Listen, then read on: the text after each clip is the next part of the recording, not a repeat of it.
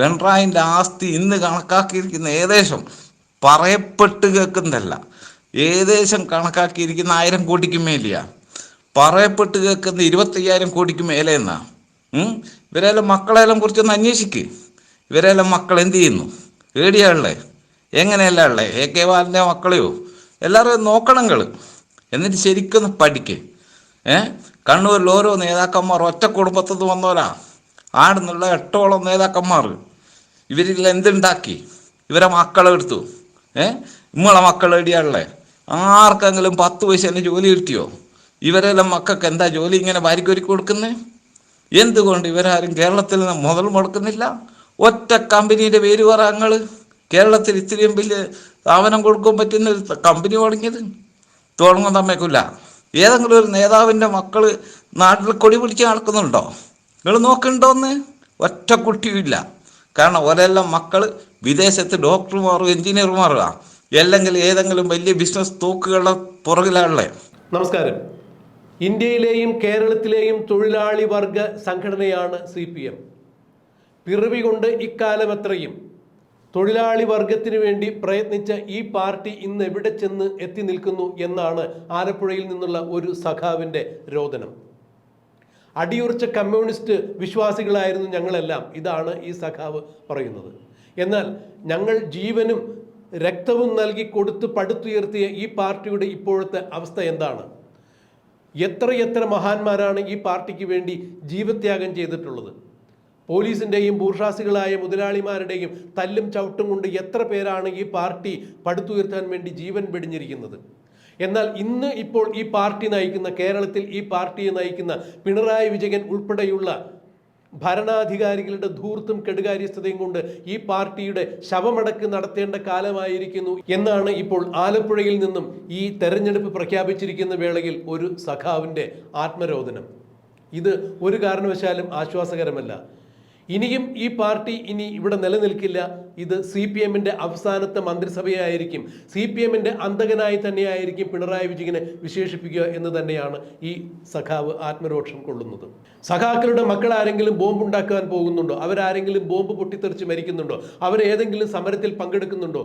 അവരൊക്കെ സ്വദേശത്തും വിദേശത്തും ഉൾപ്പെടെ നല്ല സർവകലാശാലയിൽ പഠിച്ചു, നല്ല ബിരുദങ്ങൾ സമ്പാദിച്ചു, നല്ല ജോലികൾ ചെയ്യുന്നു, ബിസിനസ്സുകൾ ചെയ്യുന്നു. ഇവിടെ പാർട്ടിക്ക് വേണ്ടി കൊടി പിടിക്കാനും പോസ്റ്റർ ഒട്ടിക്കാനും ജയ് വിളിക്കാനും നടന്ന് സാധാരണക്കാരൻ്റെ മക്കൾ തെരുവിൽ തല്ലുകൊണ്ട് ചാവുകയോ പട്ടിണി കിടന്ന് ചാവുകയോ, പഠിത്തം കഴിഞ്ഞാലും അവരുടെ വിദ്യാഭ്യാസ കാലം കഴിഞ്ഞാലും അവർക്ക് ഒരു കാരണവശാലും ജോലി കിട്ടാനുള്ള സാഹചര്യങ്ങളില്ലാതെ വരുന്നു. അവരിൽ പലരും ആത്മഹത്യ ചെയ്യുന്നു. ഇതാണ് ഈ സഖാവിൻ്റെ ആത്മഗതത്തിലൂടെ, ആത്മരോഷത്തിലൂടെ നമുക്ക് മനസ്സിലാക്കാൻ സാധിക്കുന്നത്. എങ്ങനെയാണ് ഈ പാർട്ടി ഈ സ്ഥിതിയിലേക്ക് അധപ്പതിച്ചത് എന്ന് നിങ്ങൾ ഓരോരുത്തരും ഓർക്കണം എന്ന് തന്നെയാണ് ഈ സഖാവ് തൻ്റെ ആത്മരോഷത്തിലൂടെ സഖാക്കളോട് വ്യക്തമാക്കുന്നത്. എവിടെ നിന്നാണ്, ഏത് സാഹചര്യത്തിലാണ് ഈ പാർട്ടി ഉണ്ടായത്? ആരുടെയൊക്കെ ചോരയും നീരും കൊടുത്താണ് ഈ പാർട്ടി പടുത്തുയർത്തിയത്? ഇന്ന് ഈ പാർട്ടിയുടെ നേതാക്കളായി അറിയപ്പെടുന്ന ആളുകൾ മണിമാളികയിൽ അന്തിയുറങ്ങുന്നു. കോടികളാണ് ഇവരുടെ ആസ്തി. ഈ സഖാവ് തന്നെ വ്യക്തമാക്കുന്നു, പിണറായി വിജയൻ എന്ന് പറയുന്ന കേരളത്തിൻ്റെ CPMൻ്റെ മുഖ്യമന്ത്രിയുടെ ആസ്തി ഏതാണ്ട് 25,000 കോടികൾക്കപ്പുറമാണ് എന്ന് തന്നെയാണ് അറിവ്. ഒരു CPM സഖാവ് തന്നെ തങ്ങളുടെ മുഖ്യമന്ത്രിയെക്കുറിച്ച് ഇങ്ങനെ പറയുമ്പോൾ, മുഖ്യമന്ത്രിയുടെ കുടുംബത്തിൻ്റെ അഴിമതിയെക്കുറിച്ച് പറയുമ്പോൾ, CPM ഇന്ന് എത്തി നിൽക്കുന്ന അപജയത്തെക്കുറിച്ച് പറയുമ്പോൾ, ഇനി CPM എന്ന പാർട്ടിക്ക് കേരളത്തിൽ യാതൊരു തരത്തിലുള്ള പ്രതീക്ഷകളുമില്ല, സാധാരണക്കാരായ കമ്മ്യൂണിസ്റ്റ് വിശ്വാസികളെ, പ്രവർത്തകരെ പറഞ്ഞു പറ്റിക്കുന്ന, കബളിപ്പിക്കുന്ന പരിപാടി മാത്രമാണ് പിണറായി വിജയനും കൂട്ടരും അടക്കം ചെയ്യുന്നത് എന്നാണ് ആലപ്പുഴയിൽ നിന്നുള്ള ഈ സഖാവ് വ്യക്തമാക്കുന്നത്. ലോക്സഭാ തെരഞ്ഞെടുപ്പ് പടിവാതിക്കൽ എത്തി നിൽക്കുന്ന ഈ സമയത്ത് അവിഭക്ത കമ്മ്യൂണിസ്റ്റ് പാർട്ടിയുടെ അടിയുറച്ച പ്രവർത്തകനായിരുന്ന ഈ ഒരു സഖാവ് പറയുന്ന വസ്തുതകൾ എല്ലാ കമ്മ്യൂണിസ്റ്റ് വിശ്വാസികളും കേൾക്കേണ്ടത് തന്നെയാണ്, സാധാരണക്കാരൻ കേൾക്കേണ്ടത് തന്നെയാണ് എന്നാണ് ഈ സഖാവ് അഭിപ്രായപ്പെടുന്നത്. ഒരു പാർട്ടിയെയോ ഒരു നേതാവിനെയോ അവഹേളിക്കുവാൻ വേണ്ടിയല്ല താനിത് പറയുന്നത്. തൻ്റെ ആത്മനൊമ്പരം തന്നെയാണ് ഇതിലൂടെ വ്യക്തമാക്കുന്നത്. ഈ തെരഞ്ഞെടുപ്പ് കാലത്ത് നിങ്ങളെല്ലാവരും വോട്ട് ചെയ്യുന്നതിന് മുമ്പ് കൃത്യമായി ചിന്തിക്കുക. സഖാക്കൾ എന്ന് പറഞ്ഞ് നടക്കുന്ന ആളുകൾ കമ്മ്യൂണിസ്റ്റ് പ്രസ്ഥാനത്തെ വഞ്ചിച്ചിരിക്കുന്നു. ഇനി ഈ പ്രസ്ഥാനവും പറഞ്ഞ് ഇവരുടെ പുറകിൽ ഒരു കാരണവശാലും മുദ്രാവാക്യം വിളിച്ച് നമ്മളാരും പോകരുത്, ഇവർക്ക് വോട്ട് ചെയ്യരുത് എന്ന് തന്നെയാണ് ഈ സഖാവ് വളരെ ആത്മരോഷത്തോടു കൂടി തന്നെ സംസാരിക്കുന്നത്. ഈ സഖാവ് മറ്റൊരു സഖാവിനെ ഫോണിലൂടെ വിളിച്ച് സംസാരിച്ചതിൻ്റെ പ്രസക്ത ഭാഗങ്ങൾ നമുക്കൊന്ന് കേൾക്കാം. ശശിയേട്ടാ, ഈടി വന്നതേ ഈ 314 കോടി റുപ്യ കട്ടുമുടിച്ചതിനല്ല. അത് പാവപ്പെട്ടവരുടെ പൈസ 5000-ൽ 6000-ലധികം വരുന്ന ആൾക്കാരുടെ പൈസ നിങ്ങൾക്ക് കൊടുക്കുകയോ കൊടുക്കാതിരിക്കുകയോ ചെയ്യാം. അത് ഈടിക്ക് പ്രശ്നമല്ല. ഈടി വന്നത് എന്തിനാന്ന് പറഞ്ഞു കഴിഞ്ഞാൽ 7000 കോടിയോളം ഉറുപ്യ 399 കോപ്പറേറ്റീവ് ബാങ്കുകളിലൂടെ മാറിപ്പോയിട്ടുണ്ടെന്ന് നമ്മുടെ VN വാസവൻ 2022 ജൂലൈ 18 നിയമസഭയിൽ പറഞ്ഞതിൻ്റെ അടിസ്ഥാനത്തിലാണ്. എത്ര ബാങ്കിൽ? 399 ബാങ്ക് കൂടി. അതിൻ്റെ അടിസ്ഥാനത്തിൽ പരിശോധിക്കാനാണ് ഇടി വന്നത്. അതിൽ നിന്ന് അങ്ങനെ എത്ര പെട്ടെന്നൊന്നും ഊരിപ്പോവാന്നാരും വിചാരിക്കണ്ട. അത് ഇവിടെ നമ്മുടെ നാട്ടിലെ തീവ്രവാദികൾക്ക് വേണ്ടിയിട്ട് പണം വെളുപ്പിച്ചു കൊടുത്ത കണക്കാണ് ആ നോട്ട് നിരോധനക്കാലത്ത്. അത് മുഴുവൻ പൊക്കിയിട്ടേ പോകൂ. ഇനി മാർക്സിസ്റ്റ് പാർട്ടീൻ്റെ കാര്യം, ആ കാര്യത്തിലും ഏറെക്കുറെ തീരുമാനമായിന്. അറിയാഞ്ഞിട്ടാ അത് ഏറെക്കുറെ വെളുത്ത് കഴിഞ്ഞ്. ഇത് തന്നെയാലും ത്രിപുരയിലും പശ്ചിമ ബംഗാളിലെല്ലാം പറഞ്ഞുകൊണ്ടിരുന്നത്. ഇന്ത്യയിൽ 64 MP ഉണ്ടായിരുന്ന വലിയ പാർട്ടിയല്ലേനോ. ഇപ്പം എത്ര ഉണ്ട്? 2 ആളെ ആരല്ലോ കൃപാകടാക്ഷം കൊണ്ട്, അതും നിങ്ങൾ ഈ പറഞ്ഞ നാറിയ കോൺഗ്രസിൻ്റെ പിന്തുണ കൊണ്ട് ഉണ്ടാക്കിയെടുത്ത സീറ്റല്ലേ നമ്മൾ. പിന്നെ കനലൊരു തരി ആലപ്പുഴയിൽ നിന്ന് പോയതല്ലേ ഉള്ളൂ, വേറൊന്നും ഇല്ലല്ലോ അങ്ങ്. ഇനിയും അതൊന്നും ഉണ്ടാവില്ല. ഇത്രയോ നാറിക്കഴിഞ്ഞിന് പാർട്ടി. അത് എത്ര പിടിച്ചു വെച്ചാലും ഇനി നിൽക്കില്ല. സംഗതി മൊത്തം കൈവിട്ട് പോയിന്. ഇത് ജനങ്ങൾക്ക് മുഴുവൻ അറിയാം. എത്ര വെള്ളം പൂശിയിട്ടും കാര്യമില്ല. എങ്ങനെ വെള്ളം പൂശിയാലും അതിൻ്റെ അടിയിലെ കറുപ്പ് പുറത്തുകൊണ്ട് തന്നെ ഇരിക്കും. കറുപ്പ് പുറലോകം കണ്ടിട്ട് തന്നെ ഇരിക്കും. ഇനി ഒരു കാലത്തും ഇതിന് ക്ലച്ച് പിടിക്കാൻ പോകുന്നില്ല. ഇത് പിണറായിയോടുകൂടി തീരുകയാണ്. ഇതോടുകൂടി CPM എന്ന് പറയുന്ന സാധനം തീർന്നു. നിങ്ങൾക്ക് എന്തെങ്കിലും സംശയം ഉണ്ടെങ്കിൽ അങ്ങോളം ഇങ്ങോളം ബാക്കി വാർത്തകൾ കൂടി ഒന്ന് കേൾക്ക്. ദേശാഭിമാനി ഇപ്പം കട്ടുമുടിച്ചത് കേട്ടല്ലോ. എത്ര ലക്ഷക്കണക്കിന് ഉറുപ്പ്യ ഓരോ സംഗതിയിൽ നിന്നും പോയതെന്നുള്ള ദേശാഭിമാനിന്ന്. ഇനി ഓരോന്നും കൈരളിയിലും കട്ടുമുടിച്ച ചരിത്രം ഇപ്പം കൈരളിയിൽ നിന്നും വരുന്നത്.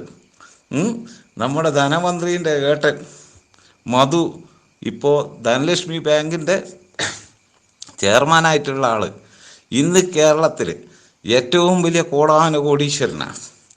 അയാൾക്ക് എങ്ങനെ ഈ പൈസ ഉണ്ടായത്? എല്ലാം ഒന്ന് അന്വേഷിക്ക്. ഇങ്ങനെ ഓരോരുത്തരും നല്ലോണം ഒന്ന് മനസ്സിലാക്ക്. ഇവിടെ ഇപ്പോൾ കപ്പലണ്ടി വിൽക്കുന്നവന് കൊടുക്കുവാൻ വരെ പൈസയില്ല. അത്രയും ഗതികേട് തന്നെയാണ് ഉള്ളത് നമ്മുടെ സർക്കാർ.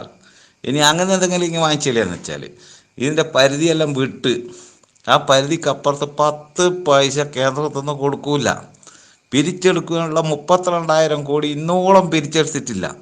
കാരണം എല്ലാം സ്വന്തക്കാരുടെ കടകളും സ്വന്തക്കാർക്ക് വേണ്ടിയുള്ളതായ സ്ഥാപനങ്ങളിൽ നിന്നാണ് പിരിച്ചു കിട്ടേണ്ടത്. ഇത് പിരിച്ചെടുക്കാൻ നിൽക്കുന്നില്ല. അതുകൊണ്ട് തന്നെ 5 കൊല്ലത്തെ കണക്ക് കൊടുക്കാത്തത് കൊണ്ട് 30,000 കോടിക്ക് മേലെ അവിടെ കിടക്കുവാണ്. ഇതെല്ലാം ശശിയേട്ടന് അറിയാവുന്ന കഥ തന്നെയല്ലേ? ഇല്ലൊക്കെ ചോദിച്ച് മനസ്സിലാക്ക്. ഇല്ലെങ്കിൽ നല്ലോണം ന്യൂസുകളൊക്കെ ഒന്ന് കേൾക്കുക. എല്ലാം കേട്ടതിന് ശേഷം ഇതിനെക്കുറിച്ചിട്ടുള്ള ഒന്ന് സംസാരിക്കുക. അല്ലാണ്ട് വെറുതെ ഇങ്ങനെ തള്ളി മറിക്കല്ലേ. നാട്ടുകാർ വിചാരിക്കുക എന്താ വിചാരിക്കുക ശശിയേട്ടാ? നിങ്ങൾക്ക് തീരെ വിവരമില്ലെന്ന് വിചാരിച്ചല്ലേ? അതുകൊണ്ട് നല്ലോണം മനസ്സിലാക്കുക. മനസ്സിലാക്കിയിട്ട് വേണം എല്ലാ കാര്യങ്ങളും പറയാൻ. എല്ലാം മനസ്സിലാക്കുക, എല്ലാം വായിക്കുക, എല്ലാം കേട്ടറിയുക, എല്ലാവരോടും സംസാരിക്കുക. അപ്പോൾ നിങ്ങൾക്ക് ഇതിൻ്റെ എല്ലാം സത്യാവസ്ഥ മനസ്സിലാവും. ഞാനും ഞാളെല്ലാവരും കമ്മ്യൂണിസ്റ്റുകാർ തന്നെയാണ് നിങ്ങൾക്കറിയാലോ. പക്ഷെ ഇപ്പോൾ അതിനാരും നിൽക്കുന്നില്ല. കാരണം എല്ലാ മനുഷ്യർക്കും ഈ സാധനം മടുത്തിന്. എല്ലാവർക്കും മനസ്സിലായി ഇതെന്താന്നുള്ളതും. ഇങ്ങേയറ്റം തൊഴിലുറപ്പിൻ്റെ പെണ്ണുങ്ങൾക്ക് കൊടുക്കേണ്ട പൈസ വരെ അടിച്ചു മാറ്റിയില്ലേ? അത് കേന്ദ്രത്തിൽ നിന്ന് കിട്ടിയ പൈസയല്ലേ? കിട്ടാണ്ടൊന്നും ഇരുന്നിട്ടില്ലല്ലോ. കംപ്ലീറ്റ് അടിച്ചു മാറ്റി. ഉച്ചക്കഞ്ഞിക്ക് കൊടുത്ത 132 കോടി കാണുവാനില്ല. ഇതെല്ലാം എടുപ്പോയി. ഇങ്ങനെ എല്ലാ പൈസ അടിച്ചു മാറ്റിയിട്ടുള്ള പരിപാടിയല്ലേ ഇപ്പം നടക്കുന്നത്. ഇനിയിപ്പോൾ ഇതൊന്നും പറഞ്ഞിട്ട് കാര്യമില്ല. പിടിവിട്ട കളിയായിന്. ഇനി നിലനിൽക്കുന്നുള്ളതിന് ഓരോ ഉറപ്പുമില്ല. നിൽക്കാനുള്ള സാധ്യത ഒട്ടും തന്നെ ഇല്ല. പശ്ചിമ ബംഗാളിലും ഇങ്ങനെ തന്നെയും അതോടുകൂടി അതപ്പതിച്ചു. ഇപ്പം അടുത്ത ജില്ലാ സെക്രട്ടറി അടക്കം പൊറാട്ട അടിക്കും നമ്മളെ നാദാരത്തുണ്ട് എന്നുള്ള കഥയും അറിയാലോ. ഒന്ന് പരിചയപ്പെട്ടുകളാ, അതും നല്ലതാണ്. നാദാരത്തെ കുഞ്ഞിരാമേട്ടൻ്റെ കടയിലാണ് പൊറാട്ട അടിക്കുന്നത്. അത് വലിയ ജില്ലാ സെക്രട്ടറിയാണ് പശ്ചിമ ബംഗാളിൽ.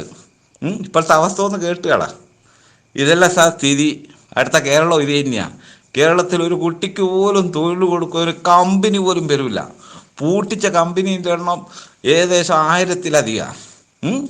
തുറന്ന ഒരൊറ്റ കമ്പനി ഇല്ല.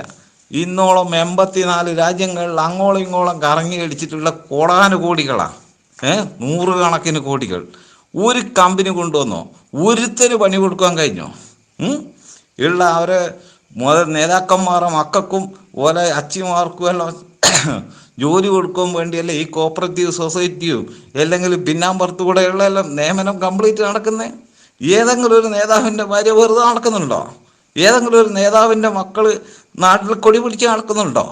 നിങ്ങൾ നോക്കണ്ടോന്ന്? ഒറ്റ കുട്ടിയുമില്ല. കാരണം ഓരെല്ലാം മക്കൾ വിദേശത്ത് ഡോക്ടർമാരും എൻജിനീയർമാരുമാണ്, അല്ലെങ്കിൽ ഏതെങ്കിലും വലിയ ബിസിനസ് തോക്കുകളുടെ പുറകിലാണുള്ളത്. പിണറായിൻ്റെ ആസ്തി ഇന്ന് കണക്കാക്കിയിരിക്കുന്ന ഏകദേശം പറയപ്പെട്ട് കേൾക്കുന്നതല്ല, ഏകദേശം കണക്കാക്കിയിരിക്കുന്ന 1000 കോടിക്ക് മേലെയാ. പറയപ്പെട്ട് കേൾക്കുന്ന 25,000 കോടിക്ക് മേലെ എന്നാ. ഇവരെല്ലാം മക്കളെല്ലാം കുറിച്ചൊന്ന് അന്വേഷിക്ക്. ഇവരെല്ലാം മക്കൾ എന്ത് ചെയ്യുന്നു? ഏടിയാളേ? എങ്ങനെയല്ല ഉള്ളേ? AK ബാലൻ്റെ മക്കളെയോ? എല്ലാവരും നോക്കണങ്ങൾ. എന്നിട്ട് ശരിക്കൊന്ന് പഠിക്ക്. കണ്ണൂരിൽ ഓരോ നേതാക്കന്മാർ ഒറ്റ കുടുംബത്തിൽ നിന്ന് വന്നോരാ. ആടുന്നുള്ള 8ഓളം നേതാക്കന്മാർ. ഇവരിൽ എന്തുണ്ടാക്കി? ഇവരെ മക്കളെടുത്തു. നമ്മളെ മക്കൾ എടിയാളേ? ആർക്കെങ്കിലും 10 പൈസേൻ്റെ ജോലി കിട്ടിയോ? ഇവരെല്ലാം മക്കൾക്ക് എന്താ ജോലി ഇങ്ങനെ വാരിക്കൊരുക്കി കൊടുക്കുന്നത്? എന്തുകൊണ്ട് ഇവരാരും കേരളത്തിൽ നിന്ന് മുതൽ മുടക്കുന്നില്ല? ഒറ്റ കമ്പനീൻ്റെ പേര് പറ. ഞങ്ങൾ കേരളത്തിൽ ഇത്രയും വലിയ സ്ഥാപനം കൊടുക്കാൻ പറ്റുന്ന ഒരു കമ്പനി തുടങ്ങിയത് തുടങ്ങാൻ തമ്മേക്കില്ല. ഇഷ്ടം പോലെ കോറികൾ വന്നു കേരളത്തിൽ. കോടികൾ അടിച്ചു മാറ്റുന്നത്, കോടികൾ. ഇപ്പം വലിയൻ്റെ പാർട്ടി മാത്രം ബൂർഷ്വാ പാർട്ടി, ഇപ്പോൾ കമ്മ്യൂണിസ്റ്റ് പ്രസ്ഥാനം എന്ന് പറയുന്നത്. എല്ലാ തൊഴിലാളികളതല്ല. തൊഴിലാളികളെ കണ്ണീര് വീട് കഴിഞ്ഞാൽ ഒരുത്തനും മൈൻഡിയില്ല. ഇപ്പോൾ നിങ്ങളൊന്ന് തെരുവിലിറങ്ങി നോക്ക്. നിങ്ങളെ നാട്ടിൽ നീതി കൊടുക്കുന്നുണ്ടോ? അല്ലെങ്കിൽ നമ്മൾ ഏതെങ്കിലും നാടുകളിൽ നീതി ഉണ്ടോ? ഇല്ലല്ലോ. ഇതെല്ലാം തന്നെ ഇപ്പോഴത്തെ കമ്മ്യൂണിസം എന്ന് പറഞ്ഞു കഴിഞ്ഞാൽ ഇന്ന് 1ാം ക്ലാസ് ബൂർഷ്വാ കമ്മ്യൂണിസമാണ്. അല്ലാണ്ട് വെറും കമ്മ്യൂണിസം ഇപ്പം ഇല്ല. അത് നാനാറോട് കൂടി തീർന്നു. VS അച്യുതാനന്ദൻ അതിൻ്റെ അവസാന വാക്കാരി നിൽക്കുന്നു. അദ്ദേഹം കമ്മ്യൂണിസ്റ്റാണ്. വേറെ ഏതെങ്കിലും ഒരു കമ്മ്യൂണിസ്റ്റുകാരനെ കാണിച്ചാൽ ഒരു കുട്ടിയില്ല. ഇനി പറഞ്ഞിട്ട് കാര്യമൊന്നുമില്ല ശശി കേട്ടാ. ഇതെല്ലാം പിടുത്തം വിട്ടുപോയി.